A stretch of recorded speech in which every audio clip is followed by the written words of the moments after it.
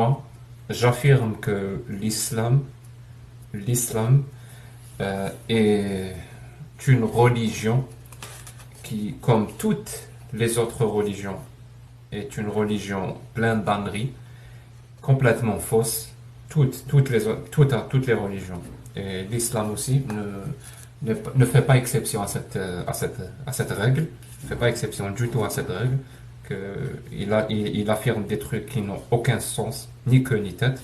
Mais en plus de ça, l'islam est une religion qui, en 2023, représente un danger réel pour l'humanité, un danger réel pour l'espèce humaine et un danger réel dans toutes les sociétés où l'islam commence à dominer et à s'imposer comme une référence culturelle au début et comme une autorité à laquelle les gens peuvent faire appel pour réprimer ou pour s'imposer dans des discussions et tout.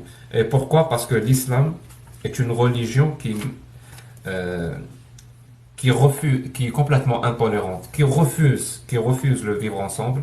C'est-à-dire le non-musulman est une personne, complètement un sous-citoyen quand il a le droit de vivre, quand il a le droit de vivre.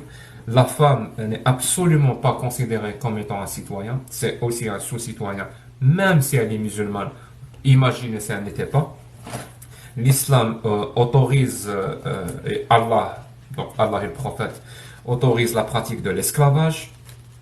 Il n'y a rien dans la charia qui interdit cette pratique. Donc le fait de posséder un autre être humain et d'en disposer comme on l'entend, c'est ton bien personnel, tu peux le vendre, tu peux l'acheter, tu peux le culbuter. C'est ton bien personnel. L'islam autorise ce genre de pratique.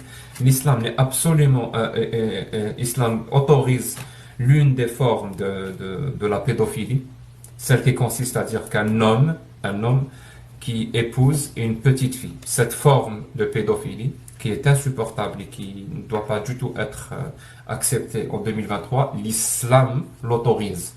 Et j'ai plein d'exemples comme ça.